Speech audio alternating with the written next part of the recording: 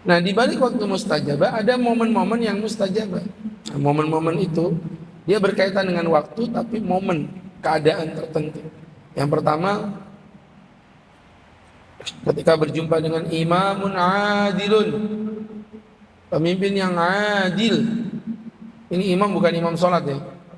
Imam di sini maksudnya adalah pemimpin negara, pemimpin kota, pemimpin provinsi, pejabat. Ada pemimpin yang adil. Sekarang mencari pemimpin yang adil. Jangan pemimpinnya tak. Cara jadi pemimpinnya aja udah nggak adil. Tembak sana, tembak sini, sogok sana, sogok sini. Ya, money politik, hantam, yang penting dapat kemenangan. Maka saya sering bilang, Pak, sebenarnya saya bukan anti demokrasi, saya pro aja dengan demokrasi, nggak masalah. Tapi yang perlu dikritisi adalah ada hal yang gagal logika di dalam demokrasi itu. Ketika negara memaksakan rakyatnya yang belum memiliki kemampuan untuk menentukan masa depan terbaiknya. Karena di dalam demokrasi itu seorang yang pintar dan bodoh suaranya sama. Akhirnya masyarakat kita, Masya Allah, pragmatis saja. Mana kasih duit, pilih. Tidak kasih, tidak usah dipilih. Kayaknya debat-debat politik dan sebagainya itu, debat-debat pilkada yang ada di televisi itu. Kalau saya lihat tidak terlalu ngaruh-ngaruh amat sih. Nah, ini yang harus diluruskan. Umat harus cerdas. Kalau jadi pemimpinnya aja udah zalim, ya gimana? Nanti jadi pemimpin baru mau jadi aja udah begitu. Naudzubillah. Saya pernah memberi muhasabah. Bapak terima duit 300.000 untuk 5 tahun. Sedangkan pelacur saja, Pak, dapat 750.000 hanya untuk 1 jam. Jangan merendahkan diri kita, teman-teman. Ya, seorang pemimpin yang solih, yang dipilih berdasarkan nurani kita, maka kalau benar pilihan kita, kita dapat 2 pahala. Kalau salah pilihan kita, kita dapat 1 pahala. 1 pahala, bukan dapat dosa. Kalau milihnya pakai hati, bukan karena uang. Seperti itu jamaah. Kemudian yang kedua, doanya orang yang terzalimi. Nabi bersabda, ittaqu da'watal mazlum. Takutlah engkau terhadap doanya orang yang terzalimi. Fa innahu laisa bainallahi wa bainahu hijabun. Karena doa orang terzalimi di antara dia dengan Allah tidak ada penghalang apa-apa. Jadi ada orang punya karyawan kerja, kontraknya 30 hari, gajinya 3 juta. Jadi gajiannya 3 juta per bulan. Baru kerja 10 hari, dia kabur. Tidak kerja. Pemiliknya, ownernya pasti bingung lah. Pergi mendadak begitu. Akhirnya dia datang resign. Pak, saya mau resign, Pak. Kalau pakai aturan, kamu belum sebulan yang nggak ada gajinya. Memang belum sebulan, perjanjian kan sebulan 3 juta. Saya bilang udah, jangan mendolimi orang. Walaupun dia dolim kepada kita, nggak apa-apa, biarin aja. Itu urusan dia dengan Allah. Terus gimana? Udah, kalau gajinya 3 juta, 10 hari ya berarti bagi 3 aja. Kasih dia uang 1 juta. Tapi dia dolim sama saya, tak biarin lah. Kita diperintahkan Allah berbuat adil, bahkan kepada orang yang berbuat dolim kepada kita. Masya Allah.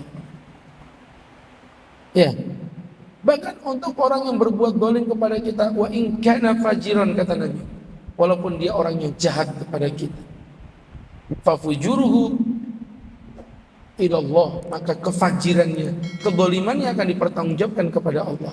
Bukan urusan kita. Bukan hak kita mendolimi orang karena dia dolim. Nah, disitulah teman-teman saya bilang, ya, doanya orang terdolim. Hati-hati.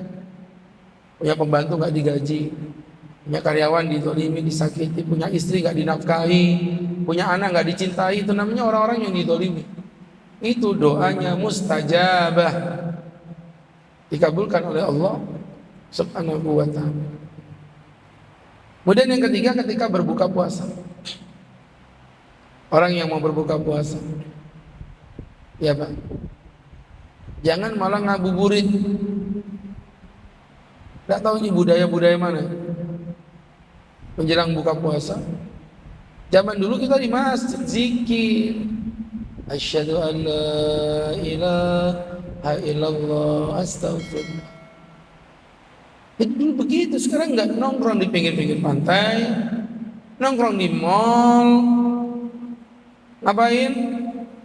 Nonton maksiat, aurat. Zaman dulu orang menjelang buka berdoa, waktu mustajabah. Ini malah ngabuburit. Apa? Nyari burit itu ya. Nontonin cewek-cewek lewat. Nih, teman-teman yang berbahagia, keliru. Nah, 3 poin tadi, imam yang adil, orang yang dizalimi, orang berbuka puasa, itu diambil dari hadis riwayat Tirmidzi. Nabi mengatakan, salasun, 3 orang, la turaddu da'watuhum, tidak akan ditolak, la turaddu da'watuhum, tidak akan ditolak doanya. As-shaimun hatta yuftir, orang berpuasa sampai berbuka, wal imamul adil, pemimpin yang adil, wal mazlum, dan orang-orang yang terzalim. Kemudian yang keempat, ketika malam Lailatul Qadar. Ya, ketika malam Lailatul Qadar.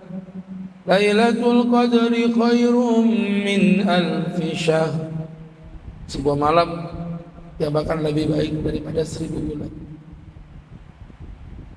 1000 bulan 83 tahun. Lebih 3 bulan, lebih 3 hari, lebih 3 jam, lebih 3 menit, lebih 3 detik. Itu yang namanya malam Lailatul Qadar. Bunda Aisyah bertanya, ya Rasulullah, kalau aku menjumpai malam Lailatul Qadar, famadza aqul? Apa yang aku katakan ya Rasulullah? Kata Nabi, kuli, katakanlah, Allahumma innaka afuwan tuhibbul afwa fa'fu anni. Allahumma ya Allah, innaka afuwan, sesungguhnya engkau adalah zat yang maha pemaaf. Tuhibbul afwa, engkau suka memaafkan, fa'fu anni, maka maafkanlah aku ya Allah. Jadi teman-teman yang berbahagia, yang dimuliakan Allah Subhanahu wa ta'ala, berdoa, minta kepada Allah. Yang kelima, ketika azan berkumandang, hayya 'alas salah,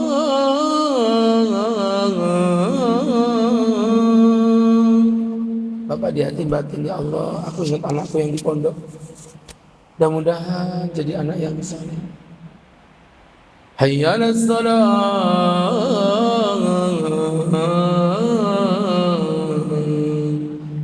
mudah-mudahan anakku jadi orang yang baik ya. Itu doa begitu Pak, ketika azan berkumandang. Ya, menjadi doa-doa yang mustajab. Kemudian yang keenam, berhadapan dengan musuh. Ini musuh maksudnya musuh di medan perang ya. Bukan musuh maknanya Bapak musuhan sama orang. Kata Ustaz, berdoa depan musuh mustajabah. Berarti makin banyak musuhku, makin mustajabah doaku ini. Bukan itu. Maksudnya ini musuh di medan perang. Bapak berhadapan-hadapan dengan Israel yang siap bunuh-bunuhan. Itu menjadi momen yang mustajabah. Isnatani la turaddani au qallama turaddani. Kata Nabi, 2 orang yang doanya tidak akan ditolak atau sangat minim sekali untuk ditolak. Yang pertama, doa inda nida, doa ketika terdengar kumandang azan, indal ba's, ketika perang, hina yaltahim ba'dhum bi ba'd, ketika sudah terjadi perkelahian satu dengan lain.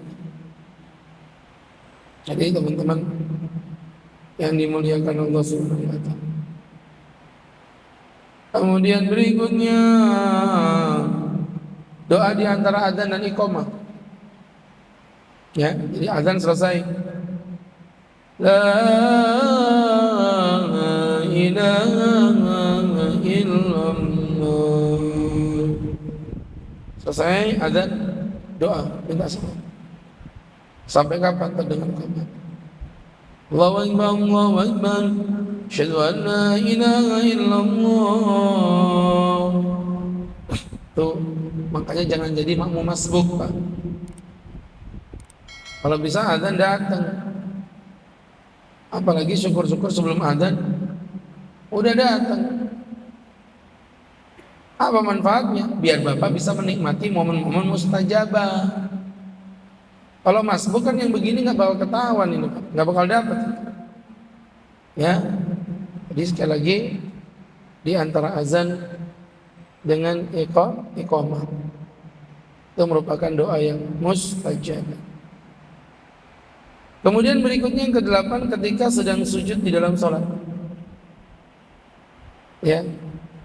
Sujud itu keren. Bapak berbisik di lantai bumi, suara Bapak terdengar jelas di arsy kerajaannya Allah yang maha tinggi.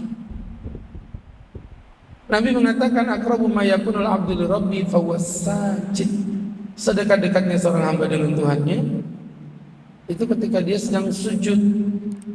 Fa'aksiru fi du'a, maka perbanyaklah berdoa di dalamnya. Berdoa kepada Allah. Perbanyak doamu, faqaminun ayyustajaba lakum, maka doa itu akan dikabulkan sama Allah Subhanahu wa ta'ala. Ini jamaah yang berbahagia yang dimuliakan Allah Subhanahu wa ta'ala.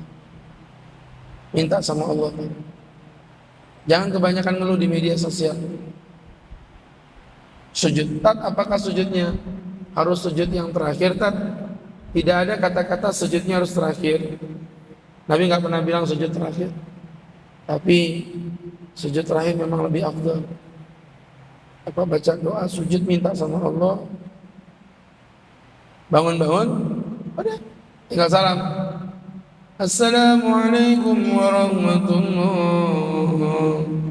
Assalamualaikum warahmatullahi. Itu selesai tuntas. Ini enggak itu. Kadang-kadang sujud di tengah. Sujud lama gitu. Bangun-bangun lupa dia rakaat berapa nih Pak Ustaz. Ya. Kayaknya teman-teman yang berbahagia. Yang dimasukkan sujud di sini sujud yang terakhir tidak ada keterangan begitu, tapi yang terakhir memang lebih baik. Ya, seperti itu Pak. Minta sama Allah. Minta sama kita ini, aduh, iya Pak, ya masalah, si ibu gak karuan, tanggung-tanggung sendiri, pikir-pikir sendiri, stres sendiri. Ayolah kita praktekkan itu, sujud. Dan ini di salat sunnah Pak ya, jangan salat fardu. Di salat sunnah Bapak minta sama Allah. Ya, seperti itu. Kemudian berikutnya, ketika turun air hujan, utlubu istijabata du'a, mintalah kemustajaban doa inda nuzulil ghais, ketika turunnya air hujan. Ya, jadi kalau hujan udah turun, teman-teman yang berbahagia banyak-banyak berdoa. Jangan mengeluh. Nah, ini teman-teman ya, ternyata doa minta maaf hujan menjadi momen yang mustajab. Kemudian berikutnya ketika meminum air zam-zam, Nabi bersabda, mau zam-zam lima syuriba minhu, air zam-zam itu tergantung apa hajatnya. Jadi Bapak minum zam-zam itu di hati jangan lupa niat. Jadi Bapak misalnya mau minum air zam-zam, di hatinya letuk aja, ya Allah, bismillah, penyakit apapun di tubuhku hilang dengan meminum air zam-zam ini. minum zam-zam ya Allah dengan niat mudah-mudahan ya, mudah-mudahan semua keinginanku dikabulkan oleh Allah. Minum zam-zam. Jadi zam-zam itu jangan minumnya tanpa niat, sayang. Dan yang terakhir teman-teman adalah, ini jarang orang tahu nih Pak, hari Rabu antara zuhur dengan asar.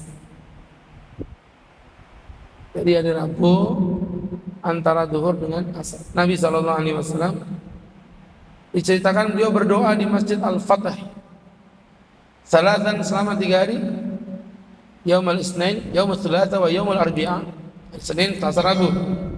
Fastujiba lahu Yaumul Arbi'a, dan Allah mengabulkan doa Nabi di hari Rabu di antara salat zuhur dan salat asar. Jelas ya? Di antara salat zuhur dengan salat asar. Ini jamaah yang dimuliakan Allah Subhanahu wa taala, menjadi pembelajaran untuk kita bersama. Baik.